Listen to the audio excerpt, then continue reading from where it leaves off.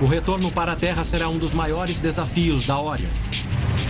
Sobreviver aos 1.600 graus Celsius da reentrada na atmosfera da Terra. É uma guerra que o ônibus espacial enfrenta há quase 30 anos.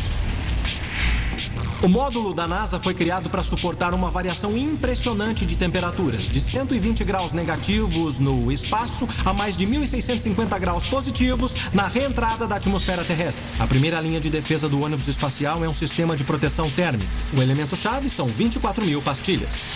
Por que é que tem pastilhas no ônibus espacial? As pastilhas são necessárias para proteger o veículo orbital das temperaturas extremas que enfrenta durante a entrada em órbita e principalmente na reentrada no planeta. Quando a nave chega à atmosfera terrestre viajando a 28.000 km por hora, ela comprime o ar em seu caminho, aquecendo-o até 1.650 graus Celsius, suficiente para derreter metal. Para evitar que o ônibus espacial derreta, as pastilhas funcionam como um enorme escudo térmico, graças à sua composição. Isto parece lenço de papel que saiu da lavadora, mas é na verdade de 1 a 3 microns de um vidro muito, muito puro. É tratado a temperaturas altíssimas e forma um material rígido que parece muito com isopor, mas que suporta temperaturas extremamente altas. Então, o princípio é o mesmo do isolamento aplicado nas paredes de casas, só que numa versão de altíssima qualidade. É exatamente isso. Como o isolamento usado na sua casa, essas pastilhas são de fibra de sílica, que conduzem o calor muito lentamente. Mas por serem 125 vezes menor que um fio de cabelo, essas fibras são tão pequenas que o calor quase não passa por elas, ao tentar se espalhar pela pastilha. Essa camada resistente ao calor é aplicada embaixo da nave. São como peças de um quebra-cabeças intrincado, e cada peça é única em formato e tamanho. Para substituir uma pastilha danificada numa missão anterior, vamos fazer uma cópia exata.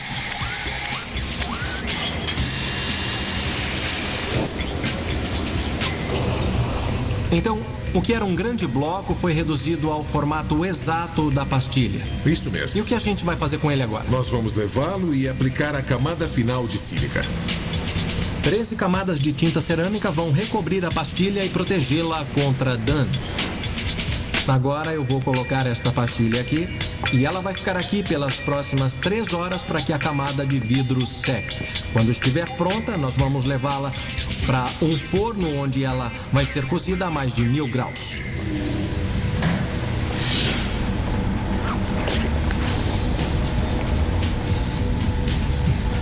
É isso aí, hora do forno. Nós vamos pegar a peça que está com uma camada de vidro. Cuidado com a camada de vidro. Cuidado? Como alguém pode ser cuidadoso ou habilidoso usando as luvas desse tamanho aqui? Fala sério, né?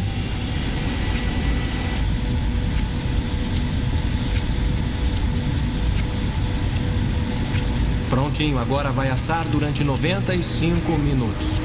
Enquanto essa pastilha começa a se aquecer, outro grupo fica pronto. É quente pra caramba, gente. Tá queimando meu rosto. Tá queimando, não deixa cair. Super quente. Olha só como eles brilham. Os 2 blocos estão brilhando, estão pegando fogo. Qual é a temperatura dentro? São 1.200 graus.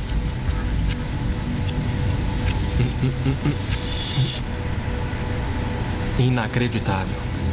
Olha só, mais de 1.200 graus Celsius dentro, acabou de sair do forno e eu consigo segurar. Exatamente por isso é que o módulo faz o que faz. Suporta todo aquele calor sem transmitir a temperatura para o interior da aeronave.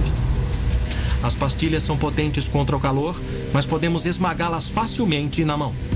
E se elas se danificarem, o módulo corre risco durante a aterrissagem. Aqui está uma pastilha do ônibus espacial. Num processo extremamente cuidadoso, essa pastilha única foi cortada, moldada, pintada, queimada, impermeabilizada, verificada, modelada e finalmente marcada. Está pronta para ser instalada. E a próxima parada para essa pastilha é o canal. O maior desafio é preparar os seres humanos para sobreviver à viagem. Eu estou aqui no NBL, o Laboratório de Flutuação Neutra, que é simplesmente a maior piscina coberta do planeta Terra. Ela tem 62 metros de comprimento, 31 de largura e 12 de profundidade. Mas esta piscina não é para natação. Ela serve para treinar os astronautas a viver no espaço. O NBL é o principal local de treinamento da NASA na Terra para seu habitat permanente em órbita, a Estação Espacial Internacional. E é para lá que esses astronautas irão numa missão daqui a poucos meses. Qual é a semelhança daqui para um ambiente de gravidade zero lá no espaço?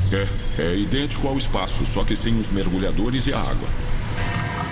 A falta de oxigênio do NBL simula o vácuo do espaço. E para esses astronautas, o traje espacial é uma obrigação. O que estão vendo é um traje espacial real e pressurizado. Não é uma cópia. É o traje espacial que ele usará em 2 meses na estação espacial. Minha nossa, é como encher linguiça. Quer dizer que é apertado. É muito desconfortável. Ele já está dentro do traje. Isso. O que é que ele sente fisicamente? Agora ele está relaxado. Para ser sincero, eu nunca vi alguém relaxado desse jeito antes. Ele é colocado na grua, sobe e depois entra na água. Isso é importante. Uma das últimas missões de treinamento antes deles irem para o espaço trabalhar na estação espacial. Lá vai ele. Entrou na água. O Danny acionou para mim. Que beleza. Esse exercício não é apenas para simular a falta de peso. Os astronautas têm tarefas muito mais difíceis esperando por eles no espaço. O que eu acho fascinante é que quando chegam lá em cima, não fazem só experiências científicas e pesquisa. Eles fazem construções. Correto. Estão construindo a estação espacial. Isso mesmo. Para as tripulações atuais, essa é sua principal função. Levar novas partes da estação ou peças de substituição para manutenção e para construir a estação. Porque mesmo depois de 10 anos de trabalho e 157 bilhões de dólares, a estação espacial, o projeto de construção mais caro da história, só está 80% pronta. E quando esses astronautas chegarem ao espaço, assumirão um dos trabalhos mais perigosos da NASA: construção espacial. São até 8 horas estafantes num traje pressurizado. Se você deixar uma ferramenta cair, ela pode sumir para sempre. E não tem loja de ferragens a 400 quilômetros da Terra. Por isso a NASA manda provisões novas a cada 3 meses. Cada item do carregamento, cada ferramenta, qualquer suprimento que os astronautas precisem estão reunidos bem aqui nessa instalação. E agora vamos descobrir como se manda uma carga do planeta Terra para o espaço sideral.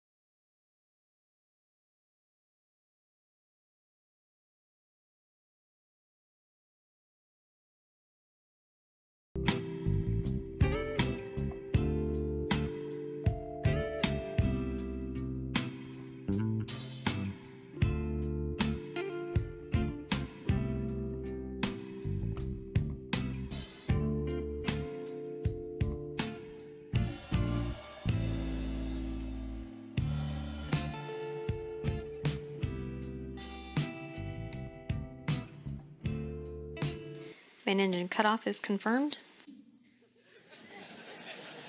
Sandy never really believed we were going to get there until that moment. Discovery, Houston, nominal MECO, Ohms 1 not required. So it was a fun 8.5 minute ride to orbit, but not required.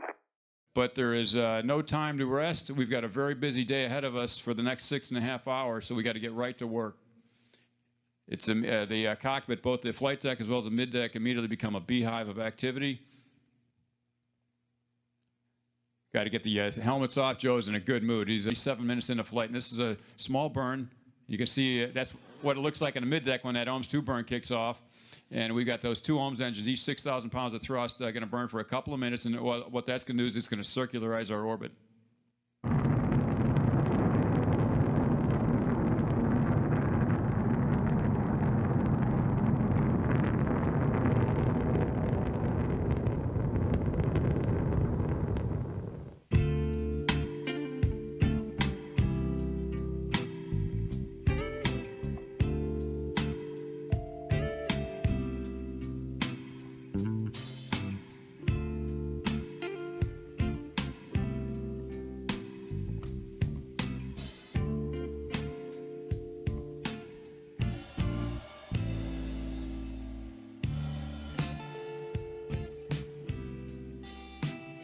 And then here's a great view of Atlantis from that camera off that solid rocket booster pushing away.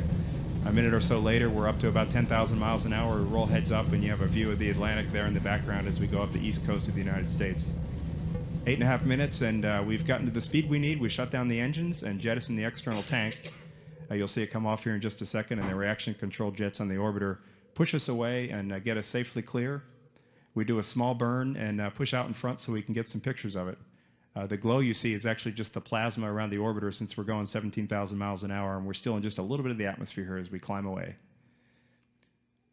Right as soon as the engine... We have a camera on our external tank. This is the LOX feed line. You see the ET over to the right, the booster on the left. The purpose of this camera was to watch any debris that might fall off. We've got the booster separation here. The cameras on the boosters actually followed them down to the ocean. And as you know, they're retrieved and reused. Back to the LOX feed line camera. First time we've flown a camera in this position, it worked quite well. Here's the roll to heads up. You can see the horizon in the background. That was about 6 minutes in the flight. Here we are about 8 minutes and 20 seconds. We have main engine cutoff. And shortly after that, you see the forward attach point. We're going to separate from the tank. The tank is going to fall away, and we will pitch around. And Discovery, we have a good plus X maneuver. We'll pitch around and photograph the tank.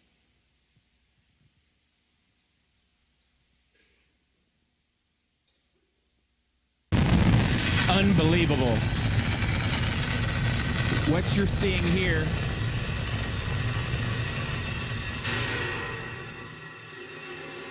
and what you're seeing here are some of the camera views that are mounted on the solid rocket boosters and on the external tank itself. This is from one solid rocket booster looking to the other. Absolutely unbelievable. In just a moment, you'll see Dom's initial maneuvering, and this is taken from a camera on the external tank as he's maneuvering from the external tank during ET separation. Just a few minutes after main engine cutoff, we saw a sunrise, and then we start doing a series of burns. Here's Garrett and... Just an interesting perspective of the solid rocket booster, sitting on the solid rocket booster as it separates from the external tank. And the ride, it's amazing. That occurs about 2 minutes into the launch, and it's amazing how the ride really smooths out. And now as we're continuing up to orbit, the Gs are continuing to continue. And then we hit what's called main engine cutoff, where all of a sudden you feel weightless. And here's separation right after we had that MECO main engine cutoff. And if you look at the back of the orbiter, you'll see a camera that we have installed in the aft section that's going to take some pictures of the tank, and we download those.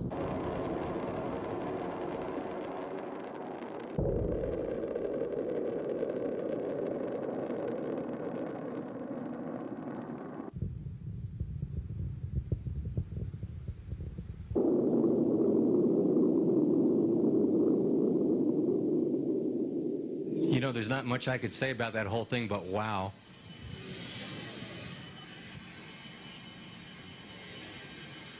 And there we are, finally getting on orbit as we're separating from the external tank. And boy, what a feeling it was, especially since we had 5 people that had not flown before, to get them up on orbit. That was just a real fantastic feeling. Being a 4 million pound vehicle at Mach 5 at about 150,000 feet, the solid rocket boosters had done their job, and they separated, and they continued up to about 200,000 feet before floating down on parachutes while we continued on. Our powered flight was about 8.5 minutes, and here you'll see the last part of it, we're under 3 Gs, so you'll see we kind of look a little strained there, and then right there is when we go to 0 G, and we relax, and we can start moving around a little bit. And then it was time for us to get off the tank. The tank started out with about 1 million pounds of propellant, very cold cryogenic propellant, and you'll see it separate from the bottom of the shuttle. There's the separation. The shuttle separates and moves away. We continue on up to orbit while the tank returns to Earth. You'll see we were flying east, so we flew into morning, and there was morning on the tank, and we took some video of it as it went on down, and then later got confused. Started downhill on schedule. This is a picture of plasma interaction around the orbiter, which Mark was able to get with the camcorder. There's some spectacular photography there of the plasma sheath discharging. This is pretty rare photos. Then You can see out the window, again with the same camcorder, the Earth horizon as we do the roll maneuvers that allow us to guide ourselves down the reentry track. All of this went very smoothly. There's a little bit of high Mach buffet, and you can see that reflected in the slight shaking of the camera. I said Mark. Actually, I think Mary was taking all of these. Mark took the photos uphill. The weather was bad in Florida, so on the second try, we did our entry into Edwards Air Force Base in Florida. And you get a look at the displays that we use on the flight deck. Our entry was at night, and in fact, we landed about 1 hour before sunrise at Edwards. This is the view looking back out the overhead windows. That's the plasma trail that forms above the shuttle. And you get another view from here. I don't get a chance to turn around and look at this, but our flight deckers in the back get a chance to do that, and I'm glad they filmed that for us. This is from the ground at Edwards. It's an infrared view, which is the heat that you can see that has built up on the outside of Discovery. You can see our nose, the RCC on the nose gets the hottest. This is the pre-flare. We're getting ready to do the landing. The gear is down. And we touched down on runway 22. And there the next day. In preparation for the entry and the landing, we check out the flight control surfaces and all of the equipment, the computers and such that we need for the entry. And if you think ascent is exciting, the entry I saw from my seat with camcorder recording both over my head up at the upper window, and what you see there is the plasma ionization on entry. And you can also tell by looking at the windows around John and Don around the front there, the plasma glow that you've so often heard us talk about. I think the camcorder did a pretty good job of picking up on that orange glow that we see. Here we have our pilot, Kurt Brown, and looking out the window to his right, you can see the orange glow that's beginning to increase. And this is an overhead view through an overhead window, and you can see the light show that's going on, sometimes rather spectacular as arcing takes place in the plasma above you. We're now getting back into gravity. As you can see, John is holding this cue card up, and it's about a half a G. In this shot, we've slowed down from our orbital speed of 17,500 miles an hour to about 300 miles an hour, and I'm hand flying the orbiter around the heading alignment circle at about 4 to 5 miles above the shuttle landing facility.